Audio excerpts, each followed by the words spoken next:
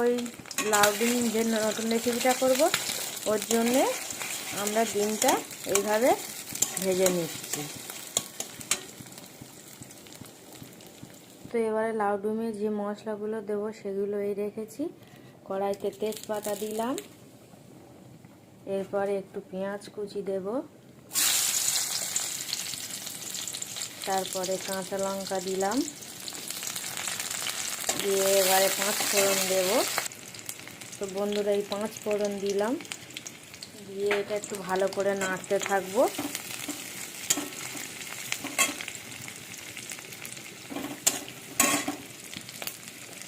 আদা রসুন মিক্সারে পেস্ট করেছিলাম, দিয়ে দিচ্ছি আদা রসুনটা। আপনারা চাইলে শিলনোড়ায়ও পেস্ট করতে পারেন। দিয়ে ভালো করে এইভাবে কষিয়ে নেব।